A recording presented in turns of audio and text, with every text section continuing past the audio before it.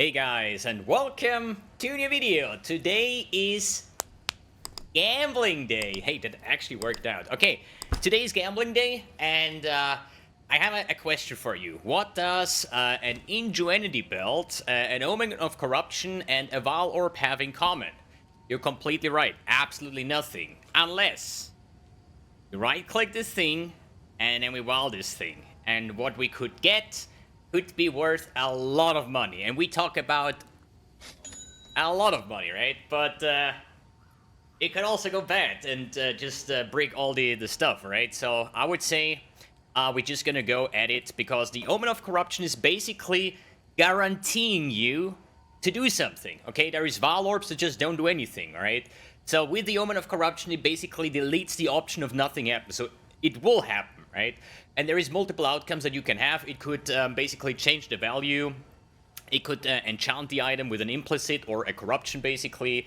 Yeah, this is basically tells you if you make money or not. These belts currently go for about 20 divines, I would say, a piece. If you buy them straight away, the cheapest one is like 18 divines non-corrupted, and yeah, then you can divine it up. But I think like a 70% belt goes for around 20, 21 divines or something like that. So this is on the line. If we hit big, it's good, you know, good money, and if we don't hit big, it's not that good. So, right-click the Omen, it's now active, and now... Oh my god, it's so... Have you seen... Bro, this is actually... Okay, what happened, actually? We got 23% increased armor. Does this increase the value? I would say... Is it 5 exalts, probably more, because all we know that armor is shit. 73 is not the highest one either, and yeah, this is basically what this gamble is about. I think, thanks for tuning in, thanks for watching, and I would say we just do 39 more belts, because we want to hit big today, okay? We want to hit Omega big. We need the monies, okay? We want to see the best or the absolute worst roll that we could possibly get. And this gamble is brought to you by Mr. xchrisgod, and he's like... Bro, I have so much currency, because this gamble is about 2.18 mirrors worth of belts and corruption omen thingies and Val Orbs and stuff, okay?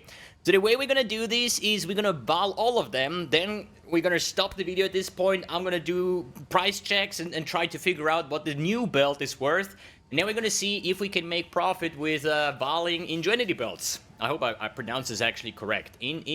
No, not Ingenuity Belts. Ah, you get the idea, right? Okay.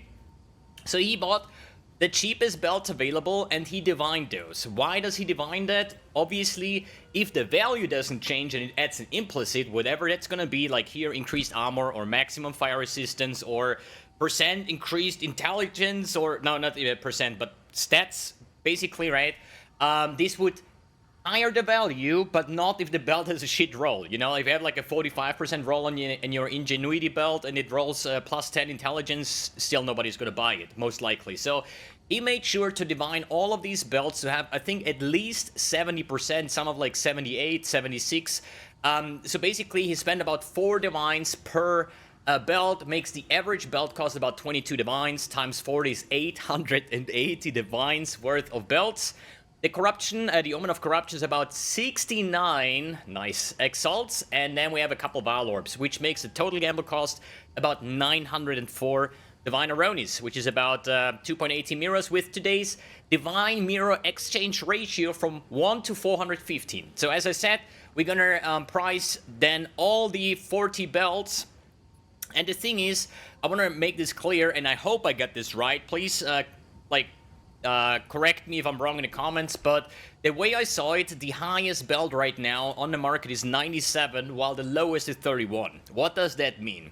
Basically, when you hit this Val Orb and the Val Orb decides to change the value of the belt, this like 40 to 80 roll, you know, it first divines the belt and then puts a multiplier on, which is, I think, a 1.22, so you can go 22% higher or 22% lower the value. So you can actually hit the belt with like 31 or something, or you make the big currency and the belt rolls above 80, like 90, 95, or even higher than that.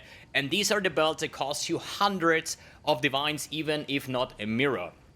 So that's why I say technically it's a double corrupt because first it divines and then adds the multiplier, but it is still one single outcome. So the Omen of Corruption is not double corrupting. There is no belt, at least if we find out, that's fine, but usually it can either divine or add an implicit, right? So this is like the kind of thing. I don't think both can happen. Good. And I tested this on a bunch of different things because some people reported there is 98 belts or less than that. But as far as I see, on and offline, the highest is 97, the lowest is 31, which is exactly 1.22 multiplier. Same with here, this helmet here has a base roll of 100, the highest one, the lowest one is 78, the highest one is 122, which is exactly this 1.22 multiplier. Same on the Queen of the Forest, rolls 500, the highest one I think is 610, and the lowest one is 390, which are 3 items that I tested, and it's all perfectly 122, but maybe we're gonna figure out. Good. Enough talking, I would say. We're gonna go right away, or right ahead, and just remove the first row here. This is like 15 belts. So this is like 12 corruptions plus 3 is 15.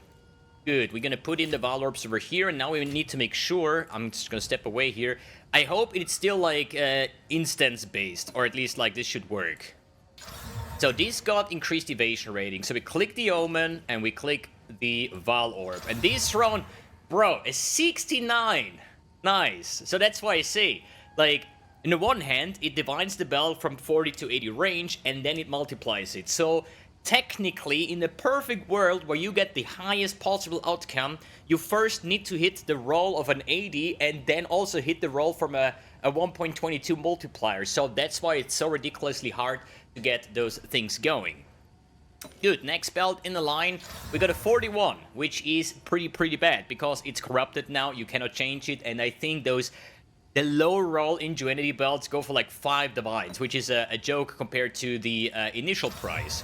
Then we have 65, we have 61, we also have 85, okay, this is like the first belt.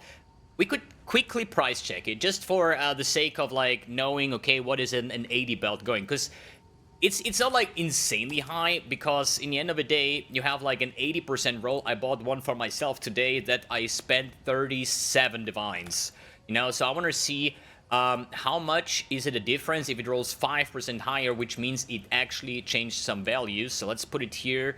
We have an 85 roll, so 37 goes to 50 divines already, so that's like 13 divines more to pay for 5% extra. You know, and this is basically how we technically make money over here, right? But yeah, it's gonna be hard. Good, next one. Boom, 49. Absolutely dog shit. Next one, 71 to increased evasion rating. I don't think evasion rating is good at all. 1 to maximum endurance charges. I think that one might be interesting for certain builds. Because charge stackers... I mean, probably in PoE 2 with charges, they don't do anything if your skill doesn't consume charges or anything, right? So here we have increased armor, we have 15 dexterity, so that might be something for attribute stacker or something. Then we got a 47. We got... wait, we corrupted it and hit it 80. Okay, that is actually weird, but hey, it happens, you know? And then we got a 47, which is also like quite a big downgrade. So the 80 belt, I don't know if non-corrupted and corrupted have a big difference. I do assume that the corrupted version is a bit cheaper than the non-corrupted version, just because corrupted and non-corrupted. But I don't think there is too much of a price difference. So we take the next row of belts, the next row of corruptions, and we go at it again, and we hit 77, so that got increased by 2. Then we have a 45, which absolutely got shit on. We got a 41, even worse. We got a 31 to maximum life. Imagine life builds would actually be good. 16 to maximum energy shield. That is actually probably one of the better outcomes that you can hit on the implicit. 14 intelligence, also like very interesting. 15 intelligence. This is like the thing. I think this belt would sell for quite a bit more, because 15, I think it rolls from 10 to 15, so it's the perfect implicit, and it's also on a 78 roll, so I'm pretty sure that will sell for quite a bit more than the classical belt, right?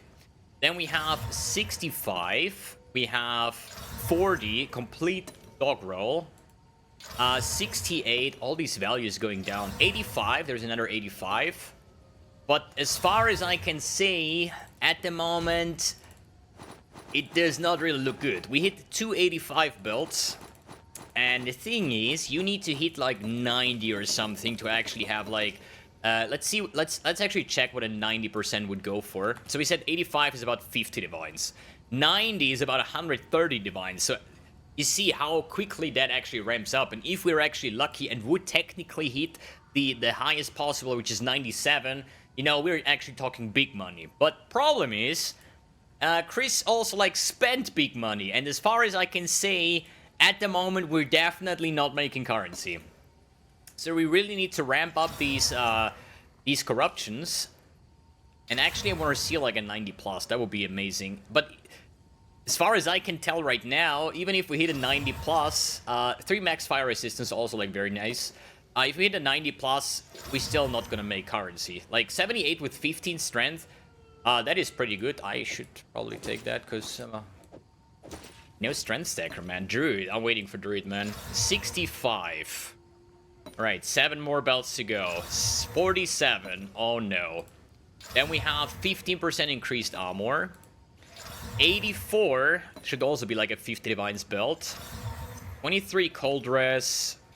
43 got gutted. Last 2 belts. 51 also got lowered. And the last one got 24% increased evasion rating. I have my doubts here. Okay, we have here our 40 belts now, and now it's time to price check. So I'm gonna take like my half an hour or an hour even to price check all of these, and then we're gonna see us again with the results and see how much currency is lost. If you want to make your prediction right now, is the time. Go in the comments, say how much currency we made or we lost, and then we're gonna see us again. And yeah, see you in a second. Alrighties, after price checking, what is it, 40 Ingenuity Belts, we have a conclusion, or at least we have a result, better said. So, yeah, as I said, I literally price check each and every belt individually, okay? Green numbers, we made profit compared to the old value, which was 22 divines investment, 18 for the belt, 4 for divining the average. Red numbers, we lost currency. Means it's a 40% roll and so on. And the black numbers that we have like twice means that the new outcome is pretty much the same as the old outcome. And yeah, I said we're gonna make quite a bit of loss here, right? And I was right. With the not quite a bit, it's like, dude, guy lost 11.7 divines. He made a total of yeah, 893 divines if we're about to sell all of these belts the way I price check this. This could happen. There is always going to be like a plus, minus, you know, this belt could be maybe 23 divines, could also be 25, so there is always like a little bit of a margin of error. But spending 904 divines and getting 893 divines means he lost about 11 divines in this gamble. So it's basically shit tons of work, shit tons of min-maxing, trying to get all the omens, the Val Orbs, the belt, probably not the Val Orbs, but all the other stuff, to then lose a bit of currency. Which makes me wonder if those belts sell the way that I price check them, it's actually a profitable gamble. Okay, so I know this sounds crazy now, but thinking, we got, I think, 3 belts. I think we got double 85 and 184, you know?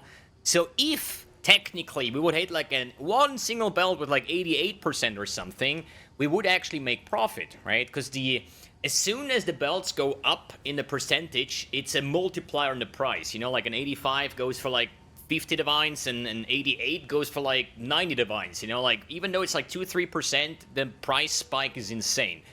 So if you just get lucky once, then you already make profit. And thinking that is a 2-mirror gamble, and we failed a bit, I would say. We don't get any crazy good stuff. I think, like, the only belts that are actually valuable were these ones. Like, this was, I think, 57 divines is the 85% roll. Then we have another one somewhere with 57, which is the other one. And then we have another one, should be somewhere here with 48. I think this is, like, the 1% less, right? Here, this one is number 4. What was that one? Let me see. Yeah, perfectly rolled implicit. So there can be a good chance, but it's not gonna spike the price insanely, you know? So I think it's up for debate if this is a profitable gambling or not. This version with 2 mirrors investment broke even, I would say, you know, considering the amount of currency spent. But you know, if you get lucky once, you make big profit. But on the other hand, if one of these belts would not roll 80, let's say this one actually sold for 22. Yeah, doesn't matter, it did not, so it's good, okay? Alright guys, thanks for tuning in, thanks for watching, and see you in the next video.